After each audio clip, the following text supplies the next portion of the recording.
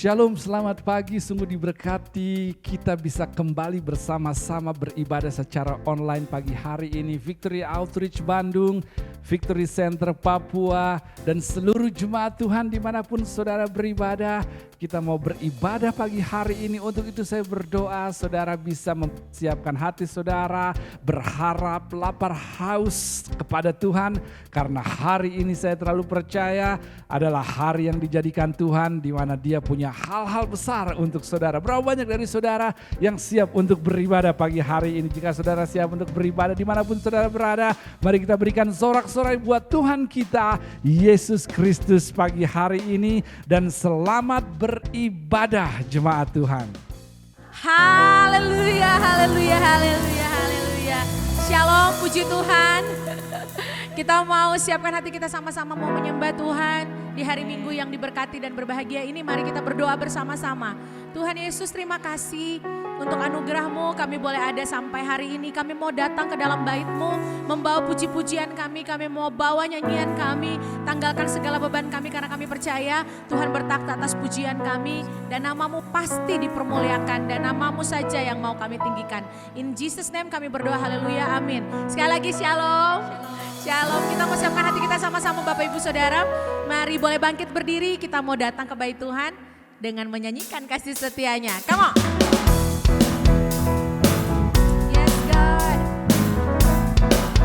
Thank you Jesus. Dengan sukacita nyanyikan pujian ini sama-sama. Come on. Singing. Datanglah ke baitnya dengan hati bersyukur, ke dalam pelatarannya dengan hati bersuka rasakan dan lihatlah betapa baiknya Tuhan bagi yang berlindung padanya. Akan bersorak-sorai, akan bersorak-sorai, oh, akan bersorak-sorai. Singing, bersyukurlah kepada Tuhan, sebab Dia baik, bahwasanya untuk selamanya kasih setianya. Bersyukurlah kepada Tuhan, sebab Dia baik, sebab Dia baik, oh, bahwasanya untuk selamanya kasih setianya. Katakan sama-sama, rasakan dan lihatlah. Come on. Rasakan dan lihatlah betapa baiknya Tuhan bagi yang berlindung padanya. Dengan sukacita bilang, akan bersorak-sorai, oh, akan bersorak-sorai. Bersyukurlah kepada Tuhan, sebab Dia baik, sebab Dia baik, bahwasanya untuk selamanya kasih setianya, kasih setianya.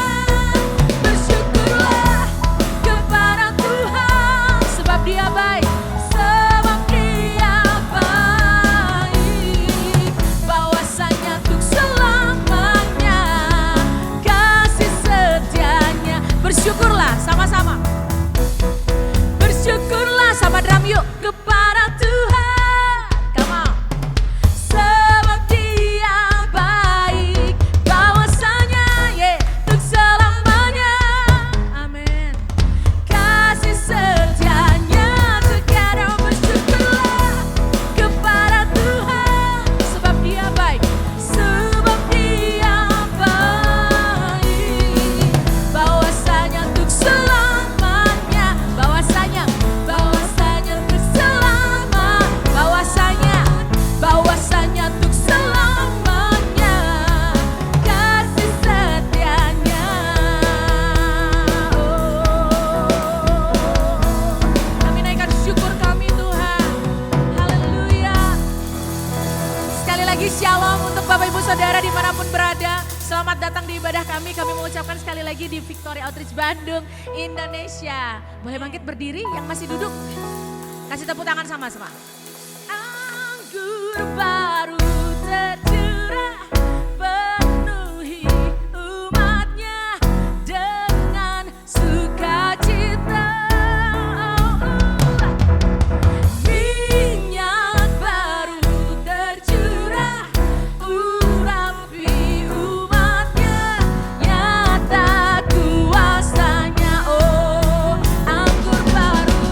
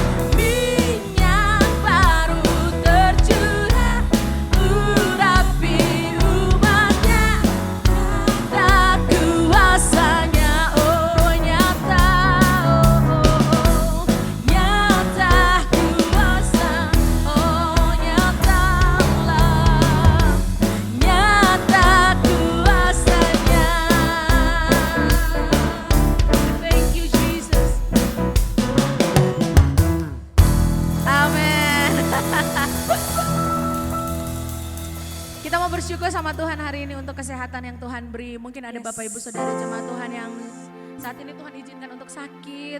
Kami mau berdoa supaya lewat pujian kami ada kesembuhan yang boleh mengalir. Mari siapkan hati kita untuk menyembah Tuhan lebih lagi. Ini pujian kami Tuhan. Terima kasih Bapak. Thank you Jesus. Thank you God.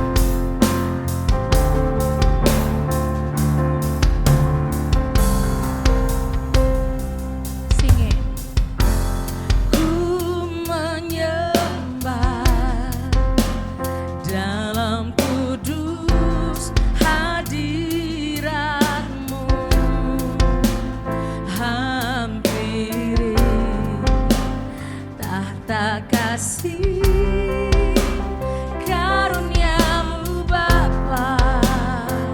Dengan kerendahan hati kami mau katakan Tuhan, kekuatanku,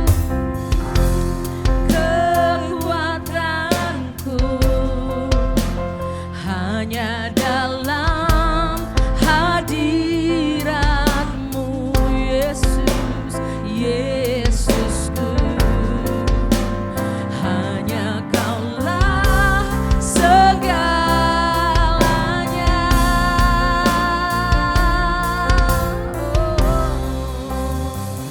Ku yakin Kau hadir di sini. Ku rasakan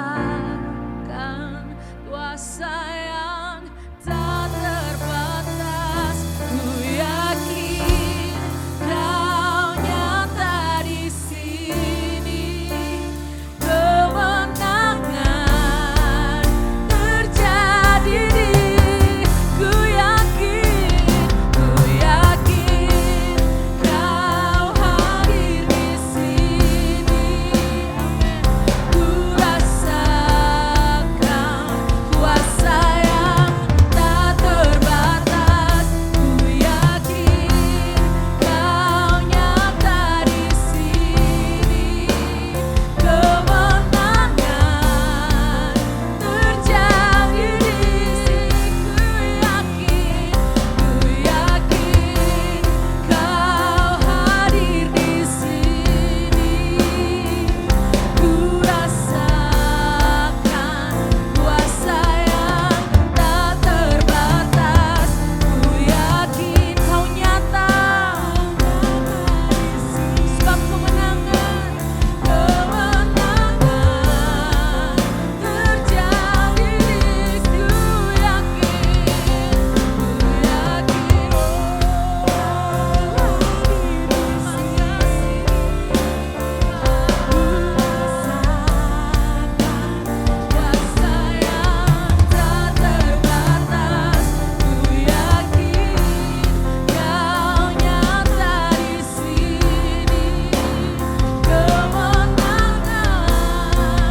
terjadi. Ku semua jemaat Tuhan lebih sungguh katakan sama-sama.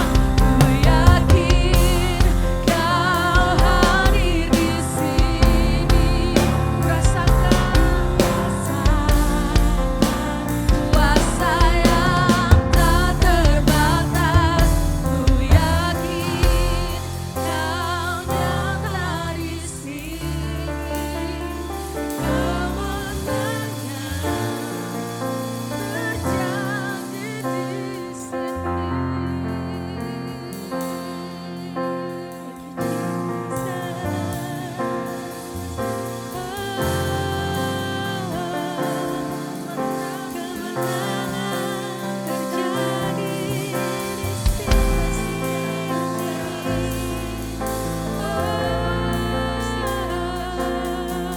Thank you Jesus.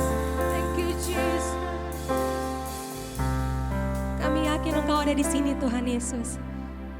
Dan kami sungguh percaya Tuhan, pada saat Engkau hadir di tempat ini, ada mujizat yang terjadi. Pada saat Engkau ada di tengah-tengah kami, ada kesembuhan terjadi.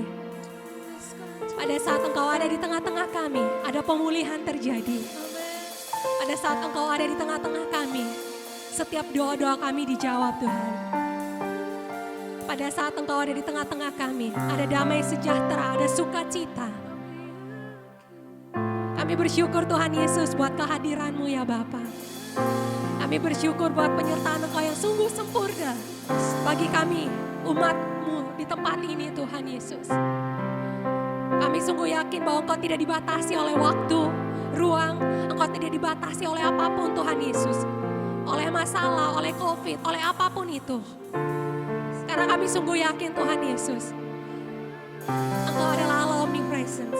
Engkau ada di mana aja. Engkau ada di rumah bersama jemaat-Mu. Engkau ada di tempat ini. Engkau ada dimanapun Tuhan Yesus.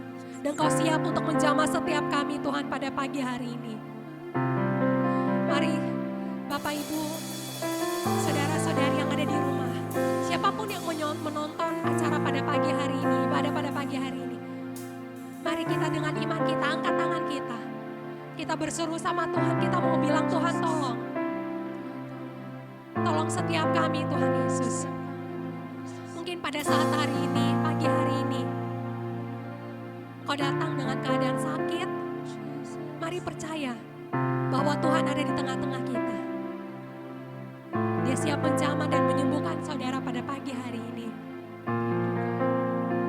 Kami siap Tuhan untuk Engkau jamah Tuhan Yesus. Kami siap Tuhan Yesus untuk Engkau merdekakan Tuhan Yesus. Dari setiap keterikatan yang kami miliki Tuhan. Yang setiap umat miliki pada pagi hari ini Tuhan Yesus.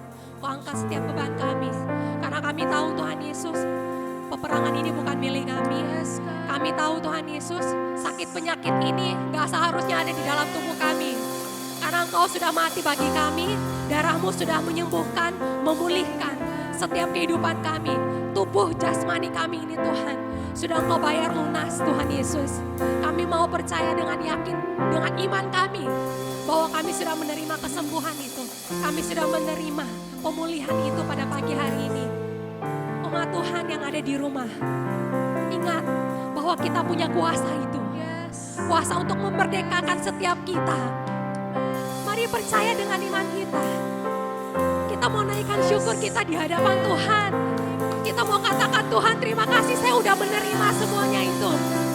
Ayo mau bersyukur pada pagi hari ini. Mari yang ada di rumah.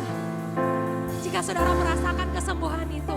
Saudara sudah menerima pemulihan itu. Kita mau sembah Tuhan pagi hari ini. Kita mau katakan segala puji syukur hanya bagi Tuhan kita. Thank you Jesus. Segala pujian syukur bagimu. Thank you Jesus. Kau hadir dalam hidupku. Kini ku datang sujud di hadapanmu, memujimu, menyembahmu. Yesus, ku menyembahmu.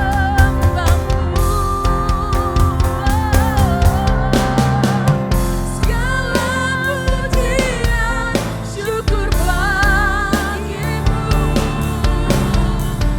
Kau hadir dalam hidupku. Kini ku datang di hadapanmu,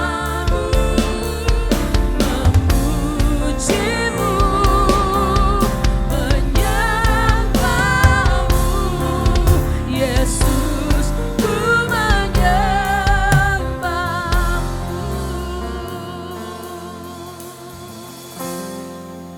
Terima kasih Tuhan. Terima kasih untuk gereja kami Tuhan.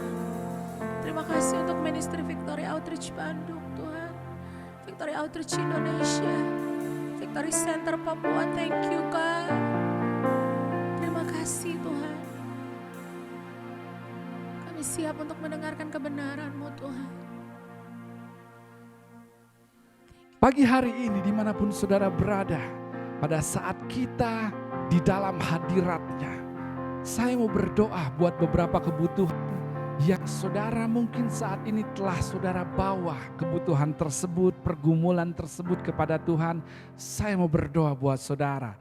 Untuk itu, jika saat ini saudara memiliki pergumulan di mana Tuhan ingin campur tangan di dalamnya, saudara bisa angkat tangan saudara di rumah saudara, di belakang layar televisi saudara, di kamar saudara, dimanapun saudara berada. Dan kita mau sama-sama percaya Tuhan campur tangan dan bekerja untuk hal-hal yang kita hadapi. Mari kita berdoa pagi hari ini. Tuhan Yesus, saat ini hamba-Mu berdoa untuk setiap jemaat-Mu yang pagi hari ini tengah mengalami konflik dalam kehidupannya, tekanan, permasalahan, kesakitan, pergumulan, persoalan apapun. Tuhan, satu hal yang hamba percaya pagi hari ini, bahwa semuanya tidak lebih besar dari kuasa-Mu dan tidak lebih besar dari kasih karunia-Mu. Untuk itu Tuhan, nyatakan kuasa dan karunia-Mu atas hidup jemaat-Mu, sehingga mereka boleh mengalami kekuatan Tuhan di saat mereka lemah,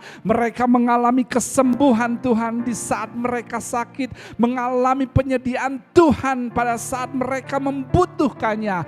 Karena kami percaya Engkau adalah Allah yang turut bekerja dalam segala sesuatu untuk mendatangkan kebaikan bagi setiap jemaat Tuhan yang mengasihi, mencintai, dan hidup sesuai kehendak-Nya. Kami mengasihi Engkau dan kami mau hidup dalam kehendak Engkau. Untuk itu Tuhan, pagi hari ini hamba berdoa Engkau yang akan lawat jamah setiap persoalan umat-Mu pagi hari ini. Terima kasih Tuhan, dengan iman kami percaya kami menerima setiap jawaban doa dari surga untuk setiap hidup kami. Dan hanya di dalam nama-Mu Tuhan Yesus kami berdoa dan kami percaya. Dan setiap jemaat Tuhan dimanapun saudara berada, katakan sama-sama amin. Sekali lagi, jika saudara percaya bahwa doa saudara didengar dan dijawab Tuhan, katakan amin. Selamat pagi sekali lagi. Shalom, selamat hari Minggu, selamat beribadah pagi hari ini. Saya terlalu percaya, terlepas apapun kondisi di sekeliling kita, Tuhan masih tetap duduk di tahtanya dan Tuhan masih pegang kendali atas hidup kita. Berapa banyak dari saudara yang telah mengalami penyertaan Tuhan hingga detik ini? Jika itu yang terjadi, berikan sorak-sorai saudara, karena Tuhan setia dalam kehidupan kita. Pagi hari ini saya percaya Tuhan punya firman buat saudara. Dia ingin melayani saudara, Dia ingin menguatkan saudara, dan Dia ingin memberkati saudara. Untuk itu tetap lapar, tetap haus, tetap berharap, sehingga pagi hari ini selesai dari ibadah saudara akan menjadi pribadi yang lebih hebat, lebih baik, lebih berhikmat, dan lebih powerful dari sebelumnya. Beberapa pengumuman ingin saya sampaikan sebelum Tuhan menyampaikan apa yang Dia punya untuk saudara. Yang pertama, seperti yang kita tahu bahwa setiap hari Senin atau esok hari kita tidak akan pernah jemu-jemu berdoa, percaya, berharap untuk Tuhan selalu campur tangan atas apa yang terjadi dalam kehidupan kita. Untuk itu saya menantang saudara, mendorong saudara untuk bergabung di dalam doa bersama setiap hari Senin pukul 7 malam lewat aplikasi Zoom. Dan saudara bisa mendapatkan linknya melalui Facebook dari Victory Outreach Bandung, atau juga nanti kami akan kirimkan secara broadcast seperti yang biasa kami lakukan menjelang ibadah doa dimulai, yaitu pukul 7 malam setiap hari Senin. Berapa banyak dari saudara yang masih percaya bahwa ada kuasa dalam doa? Mari kita sama-sama berdoa esok hari jam 7 malam lewat aplikasi Zoom. Yang berikutnya saya menantang saudara untuk tetap setia untuk mengikuti ibadah tengah minggu, dalam hal ini ibadah live group di masing-masing wilayah dengan metode dan bentuk yang sudah disesuaikan berdasarkan kondisi yang ada. Saudara bisa menghubungi pemimpin saudara untuk bisa setia atau bergabung, sehingga kita bisa terus saling menguatkan dan kita bisa terus bertumbuh di dalam kebenaran, mengenal kebenaran, sehingga hidup kita boleh menjadi berkat. Berapa banyak dari saudara yang ingin hidup saudara jadi berkat? Mari sama-sama bergabung, mulai bergabung dalam ibadah live group di tengah minggu. Dan terakhir saya ingin tetap mendorong saudara untuk mengingat posisi kita sebagai orang yang diselamatkan Tuhan, agar menjadi agen keselamatan bagi mereka-mereka yang terluka. Victory Outreach Bandung memiliki rumah pemulihan pria dan wanita. Mari kita sampaikan kabar baik ini untuk mereka-mereka yang mungkin membutuhkan pertolongan, terikat, terluka. Boleh menemukan harapan di dalam Tuhan lewat pelayanan Tuhan di dalam pelayanan rumah pemulihan Victory Outreach. Untuk itu mari kita sebarkan kabar baik ini, beritahu bahwa ada satu pelayanan yang bisa Tuhan pakai mengubahkan mereka yang terluka, terhilang, tersesat menjadi pribadi yang luar biasa. Program 1 tahun di asrama tidak dipungut biaya. Berapa banyak yang bersyukur bahwa Tuhan menyediakan apa yang dibutuhkan. Untuk itu mari kita ingin menjadi agen pengharapan untuk dunia yang terluka dan memberitahu bahwa ada harapan di dalam Tuhan kita, Yesus Kristus. Saya rasa itu saja pengumumannya pagi hari ini. Dan sebelum kita masuk ke dalam firman Tuhan, mari kita setia untuk menjadi bagian dari pergerakan pekerjaan Tuhan di muka bumi ini lewat visi yang sudah Dia percayakan di dalam gereja Victory Outreach Bandung, menjangkau, memuridkan yang terluka. Kita ingin melihat mereka yang dijangkau boleh dimuridkan. Kita ingin melihat mereka yang belum dijangkau dan butuh bantuan bisa dijangkau. Namun semuanya itu hanyalah mungkin terjadi jika kita setia untuk kita menjadi partner Tuhan yang Dia sudah percayakan visi dan misinya kepada kita untuk kita bisa kelola dengan baik.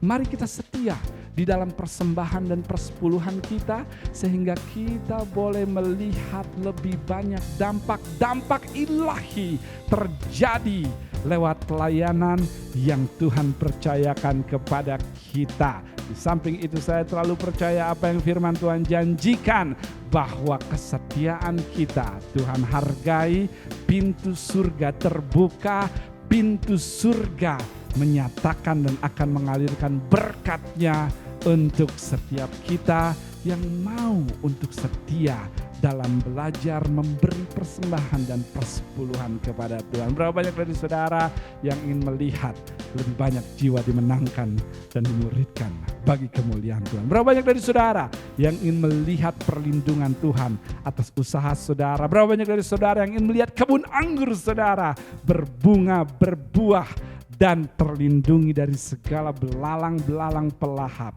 Mari kita setia dalam persembahan dan persepuluhan kita. Jika saudara siap untuk memberi pagi hari ini, menjadi partner Tuhan dan memposisikan diri saudara untuk diberkati, kita akan sama-sama berdoa pagi hari ini. Tuhan Yesus, kami bersyukur pagi hari ini karena Engkau mempercayakan kepada kami sebuah kehormatan dalam visi yang besar dalam menjadi bagian dari pergerakan Tuhan membuat dunia menjadi lebih baik. Untuk itu Tuhan, kami mau mengelolanya.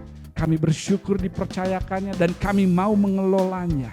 Kami mau merawatnya dan kami mau merawatnya salah satunya dengan kesetiaan kami dalam memberi kepada Tuhan. Tuhan, hamba berdoa, berkati setiap apa yang dikerjakan oleh tangan umat Tuhan. Jaga apa yang mereka lakukan di bidang ekonomi mereka dan buat apa yang mereka lakukan berhasil. Karena itu adalah janji Tuhan bagi kami. Terima kasih Tuhan, di dalam nama-Mu Tuhan Yesus kami berdoa sama-sama. Semua yang percaya dan siap memberi katakan amin. Di layar yang berikut ini saudara bisa perhatikan dan saudara bisa pakai, catat untuk saudara bisa menjadi bagian dari pergerakan ilahi dan setia dalam pemberian saudara. Tuhan Yesus memberkati saudara.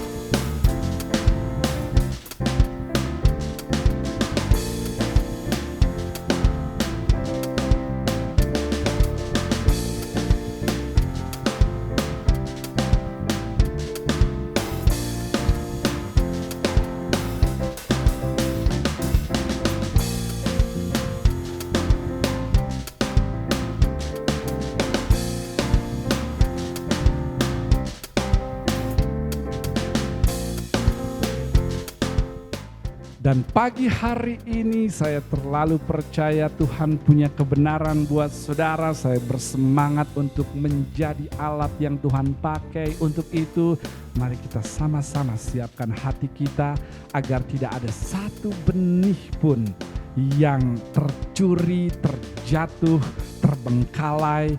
Namun biarlah setiap benih yang ditaburkan, benih kebenaran yang ditaburkan boleh tertanam dan berbuah di ladang yang tepat di hati kita. Untuk itu mari kita sama-sama persiapkan hati kita dan menyembah Tuhan lewat lagu yang berikut ini. Lalu kita akan dengarkan apa yang Tuhan mau untuk hidup kita. Mari kita sembah Tuhan pagi hari ini. Saat ini kami mau duduk diam, mendengar kebenaran-Mu Tuhan. Belajar dari kebenaran, menundukkan segala otoritas hidup kami di bawah sabda firman-Mu Tuhan. Karena kami yakin Engkau hadir di tengah-tengah kami. Karena kami yakin ada rema yang baru dari hamba-Mu Tuhan. Karena kami yakin ada kelepasan saat firman ditaburkan. Ada revival saat firman ditaburkan Tuhan. Untuk itu kami memuji Engkau Tuhan Yesus. Nyanyikan pujian ini sekali lagi. Kita mau katakan sama Tuhan, ku yakin Kau hadir di sini Tuhan. Siapkan hati kita untuk kebenaran firman Tuhan. Come on, sing it. Ku yakin. Ku yakin Kau hadir di sini. Ku rasakan kuasa yang tak terbatas. Ku yakin Kau nyata di sini. Kemenangan terjadi di sini. Ku yakin Kau hadir di sini. Ku rasakan kuasa yang tak terbatas. Ku yakin Kau nyata di sini. Kemenangan terjadi. Katakan kesembuhan terjadi, kelepasan terjadi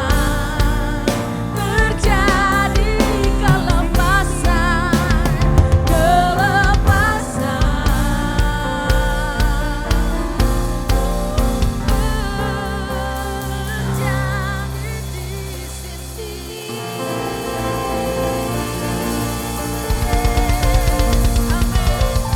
Thank you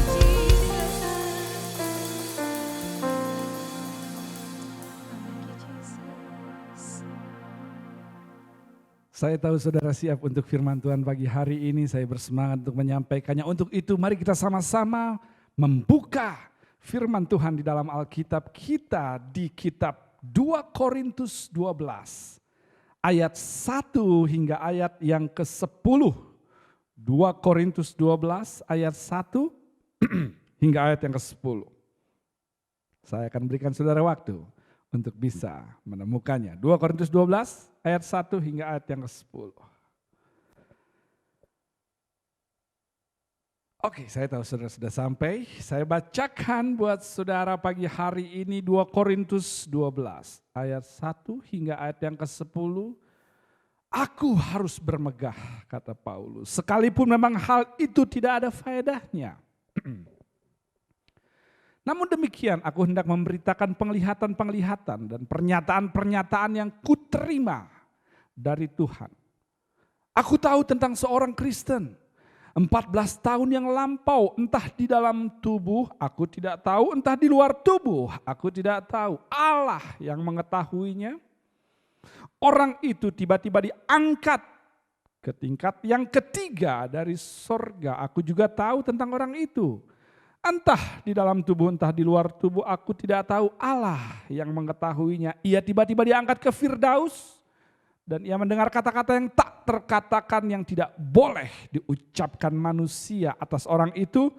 Aku hendak bermegah. Tetapi atas diriku sendiri aku tidak akan bermegah selain atas kelemahan-kelemahanku. Sebab sekiranya aku hendak bermegah juga, aku bukan orang bodoh lagi. Karena aku mengatakan kebenaran. Tetapi aku menahan diriku supaya jangan ada orang yang menghitungkan kepadaku lebih daripada yang mereka lihat padaku atau yang mereka dengar daripadaku.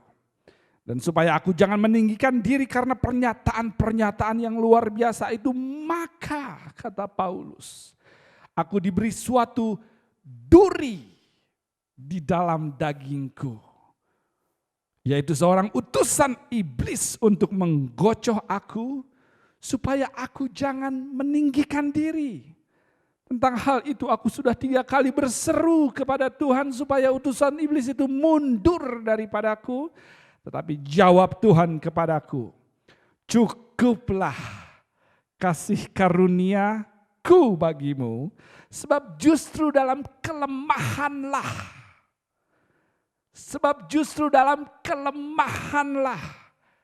kuasaku, kata Tuhan, menjadi sempurna.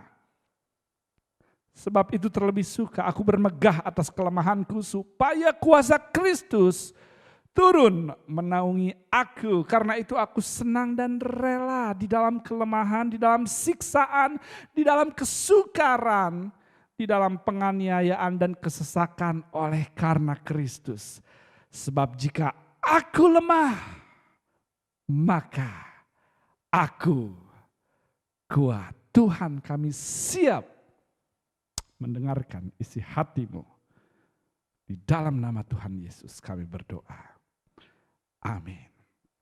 Saya terlalu percaya Tuhan punya firman buat saudara. Dan kita akan lihat apa yang menjadi isi hati Tuhan untuk saudara lewat ayat firman Tuhan yang baru saja kita baca. Dan di dalam porsi ayat yang baru saja kita baca, kita bisa melihat kehidupan Paulus yang sangat pribadi dan sangat terbuka. Yang dia sedang ceritakan. Biasanya ketika kita melihat kehidupan Rasul Paulus, kita akan melihat gambar Paulus sebagai orang yang merintis gereja, membangun tubuh Kristus, atau berbicara tentang moral dan nilai spiritual, atau berbicara tentang sepak terjang dia dalam sebuah pelayanan.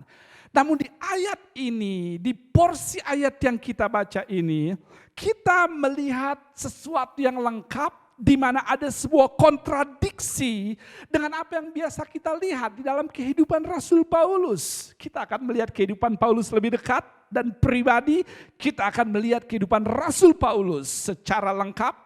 Dan kita memulainya di dalam ayat yang kita baca dengan hal-hal istimewa yang dia miliki. Rasul Paulus mengatakan mulai ayat yang pertama bahwa dia melihat sebuah penglihatan yang luar biasa. Dia mengatakan saya bisa melihat orang turun naik ke surga. Dan ini sungguh luar biasa.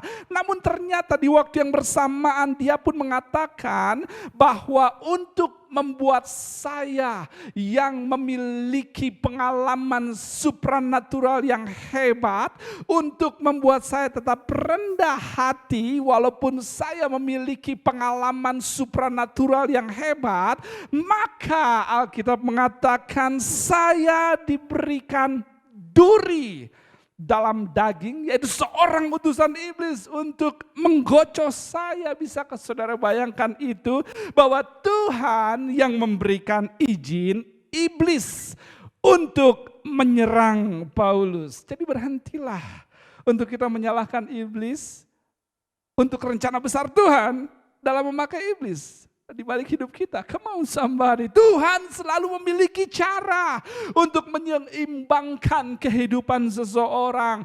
Tuhan selalu memiliki cara untuk membuat orang tetap berlutut di tengah kehebatan yang dia punya. Tuhan tetap memiliki dan selalu punya cara untuk membuat orang sehebat apapun bergantung pada kasih karunia-Nya.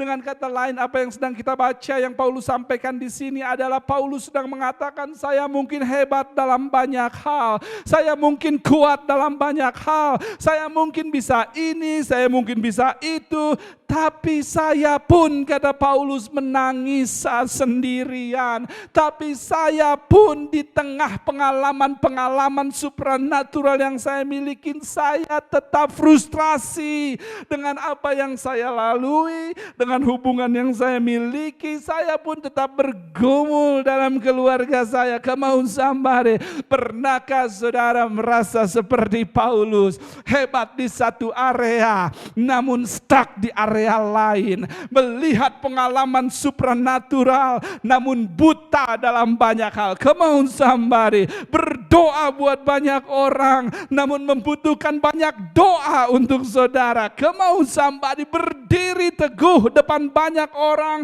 namun jatuh lunglai saat sendirian. Apakah kita bisa jujur pagi hari ini? Untuk itu jemaat Tuhan, jangan pernah menilai seseorang dari apa yang saudara lihat dalam kehidupan publiknya.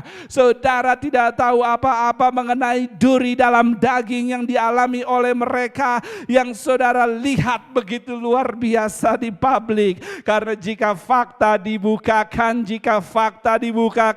saudara akan kaget bahwa ada banyak orang yang terlihat begitu hebat yang sudah berencana bunuh diri. Ada orang yang terlihat begitu mempesona yang berencana untuk gantung diri. Yang terlihat bahagia telah berencana untuk melakukan gugatan cerai. Yang terlihat berapi-api sudah berencana untuk meninggalkan Tuhan. Yang terlihat begitu easy going, merasa begitu kesepian dalam hidupnya. Yang terlihat di depan umum begitu sabar, merasa begitu sakit hati di balik setiap senyum ramah yang saudara lihat, bahkan merasa Tuhan tidak ada di balik setiap pelayanan yang dia lakukan terhadap orang-orang. Dan oleh karena itu, bukan hanya saudara jangan hanya terburu-buru menilai apa yang saudara lihat dalam publik, namun juga saudara jangan mudah menghakimi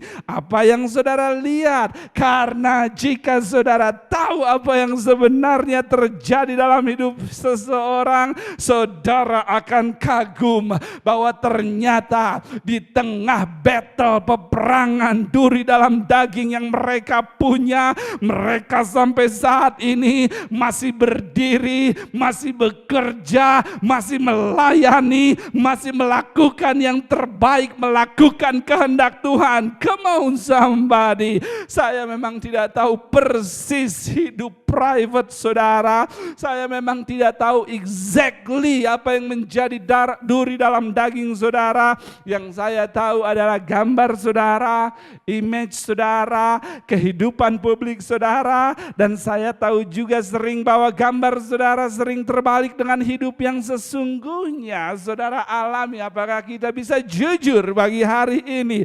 Karena ternyata saya telah melihat bantal saudara dipenuhi oleh air mata setiap malam. Karena saya mendengar frustrasi yang tidak terucapkan di tengah sorak-sorai ibadah. Karena ternyata saya mendengar saudara berdoa siang dan malam, meminta duri daging dalam daging saudara untuk diambil. Tapi saya datang harus memberitahu saudara bahwa serangan yang terjadi dalam hidup saudara adalah berkat Tuhan. My God, saya kehilangan saudara lagi pagi hari ini. Saya tahu bukan itu yang mau saudara dengar. Saya tahu itu tidak sesuai dengan filosofi atau cara berpikir saudara. Serangan adalah berkat Tuhan. Saya tahu itu sangatlah tidak masuk dalam logika saudara. Bagaimana mungkin duri dalam daging adalah berkat dan rencana Tuhan? Bagaimana mungkin hal yang menyakitkan adalah rencana Tuhan? Bagaimana mungkin hal yang membuat kita frustrasi adalah rencana Tuhan? Tapi dengar saya pagi hari ini jemaat Tuhan, Tuhan yang kita layani adalah Tuhan yang Alfa dan Omega.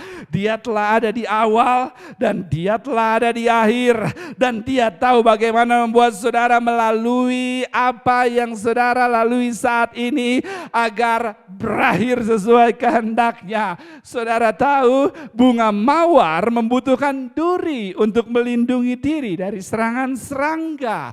Ikan membutuhkan duri untuk membuatnya kuat dalam menghadapi arus air. Musa membutuhkan Firaun untuk dia menjadi sukses. Daud membutuhkan Goliat untuk bertahta. Bahkan Yesus membutuhkan Yudas untuk menjadi juru selamat. Dan kita membutuhkan duri dalam daging untuk menjadi seperti yang Tuhan kehendaki. Untuk melindungi saudara, untuk menguatkan saudara, dan menopang saudara di dalam kehidupan yang ada. Saya tahu itu sakit, tapi itu perlindungan. Jika saudara tahu bagaimana bertarung di dalam dengan duri dalam daging, maka saudara akan menang untuk bertarung di luar. Di samping itu, yang berikutnya yang ingin saya sampaikan di sini adalah cerita Paulus di ayat ini menunjukkan kepada kita bahwa ternyata Tuhan tidak memakai orang yang sempurna. Come on somebody. Dan Tuhan tidak menunggu orang yang menjadi sempurna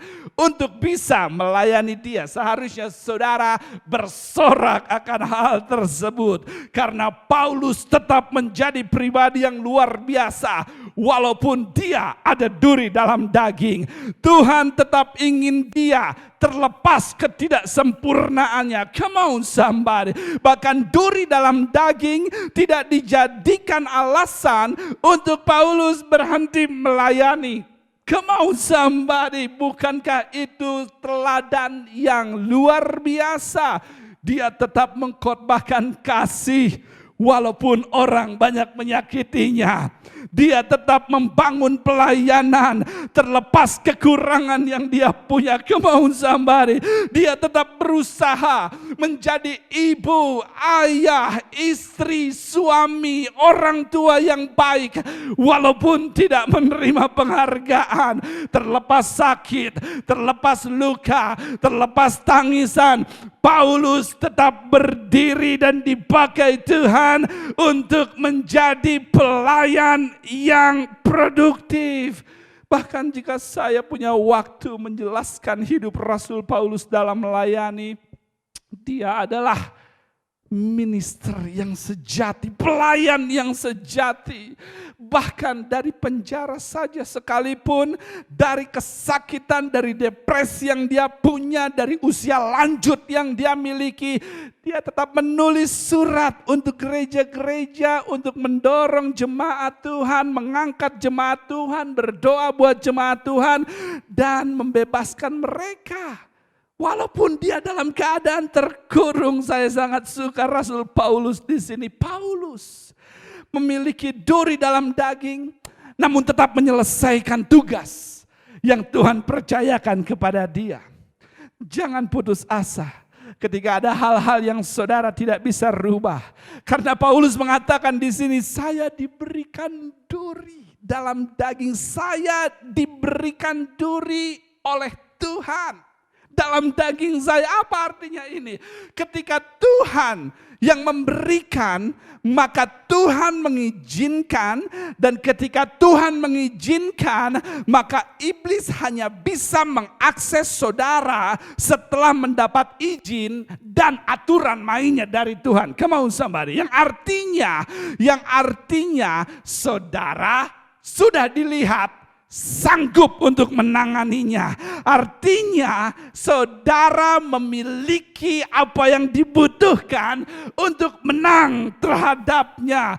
Karena Tuhan tidak akan memberikan sesuatu yang akan menghancurkan saudara. Dia tidak pernah merencanakan itu.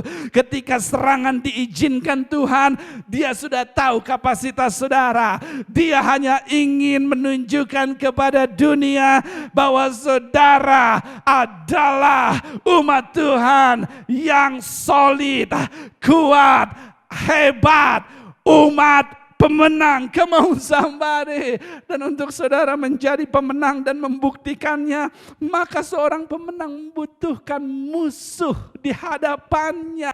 Jadi pagi hari ini saya tahu ini tidak suka untuk kita dengar, namun bersyukurlah dengan serangan yang ada, dengan semua tekanan yang ada, karena semuanya itu hanya untuk membuktikan bahwa saudara adalah pemenang. Jika saudara percaya bahwa saudara adalah pemenang, berikan sorak-sorai saudara kepada Tuhan pagi hari ini.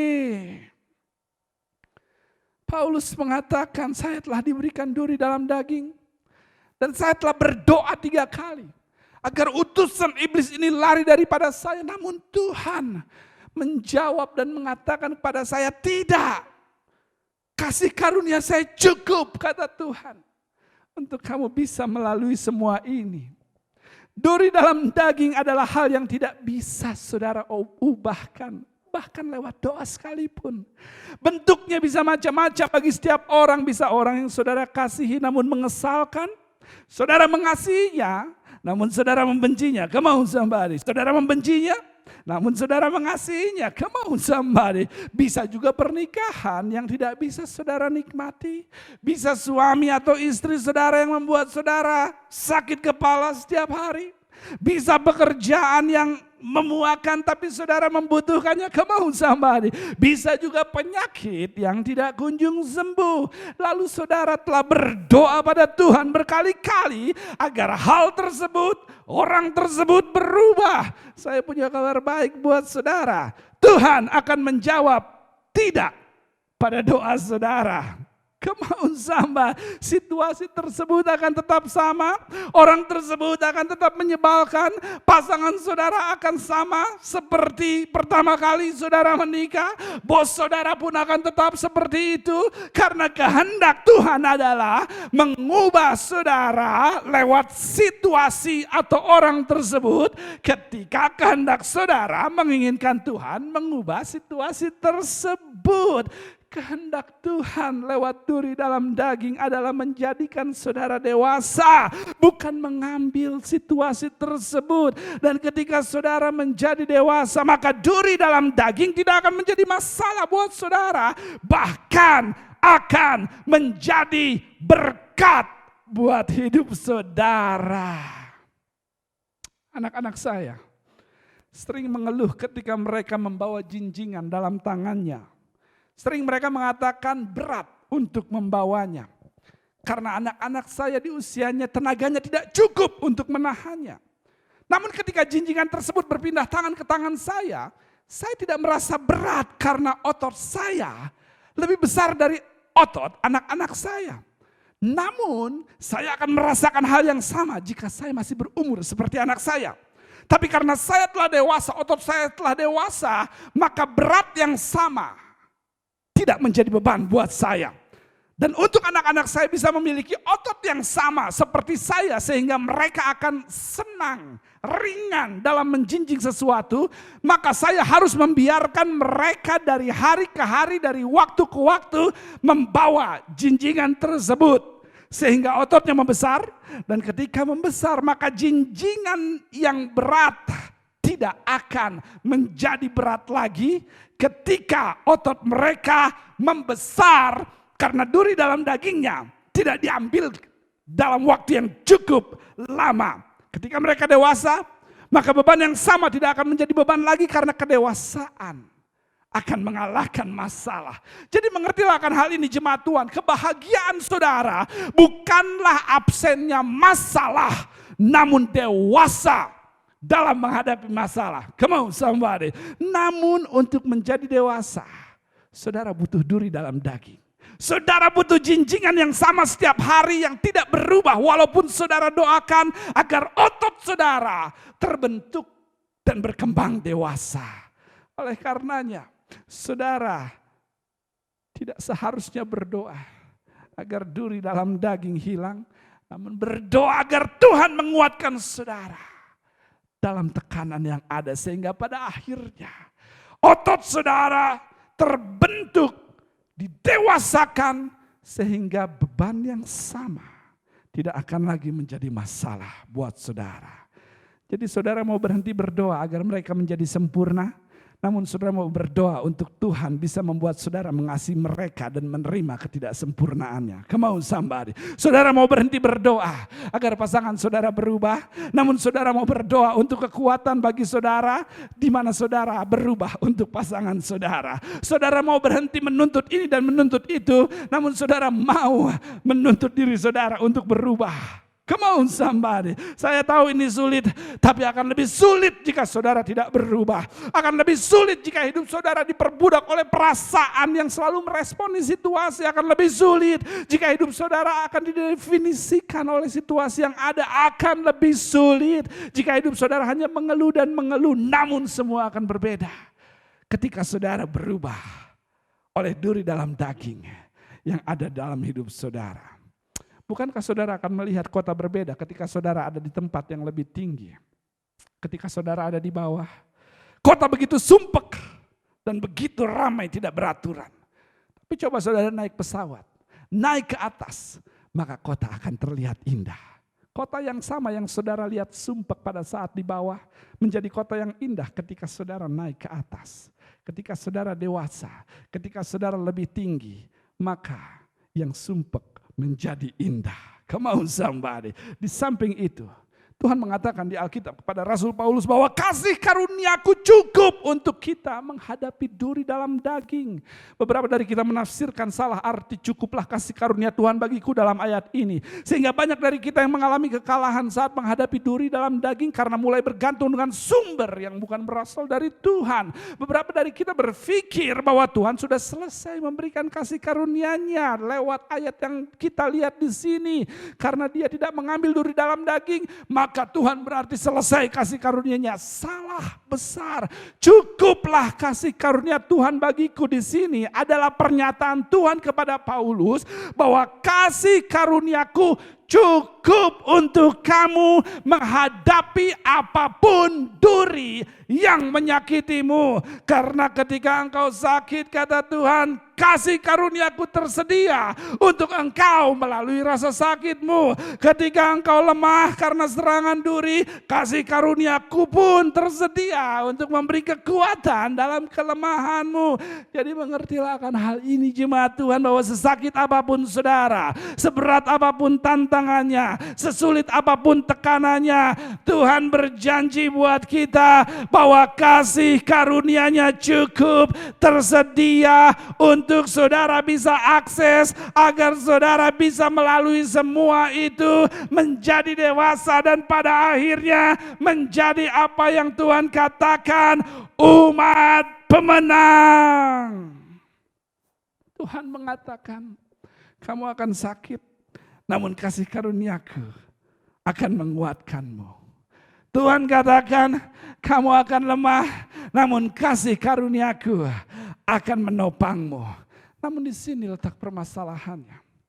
Banyak dari kita kesulitan mengakses atau melihat atau mendapat kasih karunia Tuhan yang tersedia dan cukup bagi kita untuk menghadapi duri dalam daging. Sehingga duri dalam daging yang Tuhan berikan sebagai jalan berkat, sebagai perlindungan, kita melihatnya sebagai musuh yang mutlak harus ditaklukkan. Namun saudara tidak mungkin bisa membuang apa yang Tuhan usahakan untuk simpan. Saudara tidak bisa melawan Tuhan karena saudara akhirnya frustrasi dan akan menyerah pada akhirnya. Saudara menyerah sebelum mendapat kasih karunia yang disediakan untuk menguatkan saudara. Dan itu bukan rencana Tuhan dalam menempatkan duri dalam daging di hidup saudara. Namun jika saudara mengerti tujuan duri dalam daging, maka reaksi saudara akan mulai dikendalikan oleh tujuan tersebut dan tidak lagi dikendalikan oleh perasaan. Jika saya telah mengetahui bahwa tujuan fitness adalah untuk kebugaran dan kesehatan, maka sesakit apapun proses pembentukannya, tujuan tersebut akan selalu memberikan saya kekuatan untuk saya bisa melalui proses pembentukannya dari waktu ke waktu. Jadi mari kita lihat apa yang menjadi tujuan duri dalam daging atau fakta-fakta yang tidak berubah dalam hidup kita sehingga kita bisa mendapat pengertian yang benar dan pada akhirnya memudahkan kita bergantung pada kasih karunia-Nya dalam menghadapi ketidaksempurnaan apapun dalam hidup yang sedang kita jalani. Dan setelah itu saya selesai. Jadi kita akan masuk ke pembahasannya. Yang tadi baru intro saja, saya bercanda. Ada satu kalimat Yang ingin saya sampaikan untuk memudahkan saudara untuk mengerti kenapa beberapa hal begitu sulit berubah bahkan tidak berubah. Atau ada satu kalimat yang saya ingin sampaikan untuk memudahkan saudara mengerti tujuan dari duri dalam daging. Dan kalimat ini adalah lawan latih tanding. Latih tanding. Latih tanding. Sparring partner. Duri dalam daging menyerupai persis seperti lawan latih tanding dalam hidup kita. Saudara tahu sebagai petinju, maka mutlak diperlukan yang namanya lawan latih tanding agar dia menjadi petinju yang handal dan berkemenangan. Saudara tidak bisa bertinju di ring asli dan berharap menang tanpa memiliki lawan latih tanding dalam hidup saudara. Saudara tidak bisa berharap menang dalam kehidupan tanpa memiliki duri dalam daging atau lawan latih tanding dalam hidup saudara. Duri dalam daging atau lawan latih tanding memiliki beberapa tujuan. Namun sebelum saya menjelaskan tujuan tersebut, saya ingin saudara mengerti bahwa lawan latih tanding duri dalam daging akan dipilih bukan oleh saudara, bukan oleh petinjunya, namun pelatihlah yang akan memilih dan memberikannya. Tuhan yang akan memilih lawan latih tanding duri dalam daging dalam hidup saudara. Dan berikut beberapa tujuannya dan setelah itu saya akan selesai. Tujuan duri dalam daging. Sesuatu yang tidak berubah begitu lama. Sparring partner, latih lawan tanding. Tujuan yang pertama adalah mengubah area yang lemah menjadi area yang kuat. Pelatih akan meminta sparring partner atau lawan latih tanding saudara atau duri dalam daging saudara memukul terus bagian yang lemah dari si petinju. Dan itu akan dilakukan terus menerus sampai petinju menyadari bahwa dia harus berkembang di area tersebut jika dia tidak mau kalah atau sakit terus menerus. Jadi saudara tidak perlu kaget jika duri dalam daging atau lawan latih tanding saudara akan muncul setiap hari dan melakukan hal yang sama setiap waktu, memukul area di mana saudara lemah. Dia akan membuat saudara kesal dengan sikapnya yang tidak pernah berubah. Dia akan membuat saudara ingin menyerah terhadapnya, bahkan ingin membuang jauh-jauh dengan kebiasaan yang akan selalu sama dan akan membuat saudara jengkel. Dia akan tetap bawel setiap hari. Dia akan tetap sok hebat. Dia akan tetap negatif. Dia akan tetap pesimis. Dan saudara sebagai petinju yang dipukul di area lemah tersebut, ketika pukulan tersebut menyakiti saudara, maka pelatih tidak menginginkan petinju memukul balik karena reaksi sakit dari kelemahan yang saudara punya. Namun pelatih akan memberikan cara agar petinju bisa mengembangkan pertahanan, menghindar atau apapun itu, agar pada akhirnya area yang tadinya begitu lemah menjadi area yang kuat. Dan golnya akan tercapai ketika dalam latih tanding yang kesekian kalinya sparring partner tidak menemukan lagi titik lemah dari si petinju. Gol Tuhan akan tercapai ketika saudara mulai menyadari bahwa rasa kesal saudara harus berubah menjadi mengasihi, walaupun latihan tanding atau lawan latih tanding saudara tidak berubah dari hari ke hari pada saat menyerang saudara. Tapi saya tahu itu tidak akan mudah.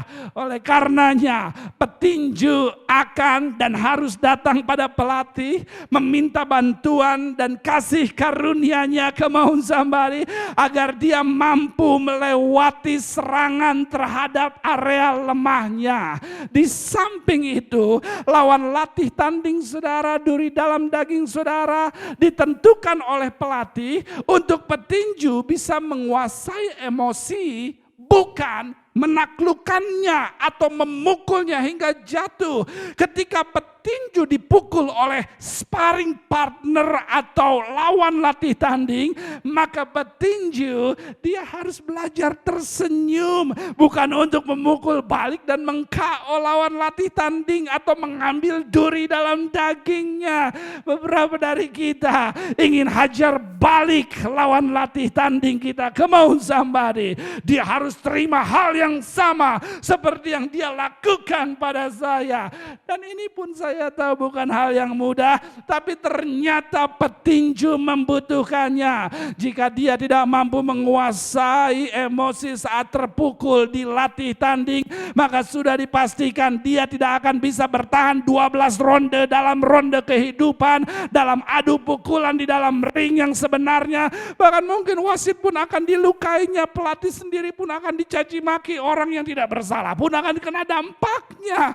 Tidak heran banyak orang yang menyalahkan Tuhan ketika mereka tidak mengerti bahwa orang yang menyakiti mereka tidak ditentukan untuk membuat petinju bereaksi sama. Namun Tuhan tentukan agar saudara bisa mengendalikan emosi. Untuk apa? Untuk pertarungan yang sebenarnya di ronde kehidupan yang lebih besar.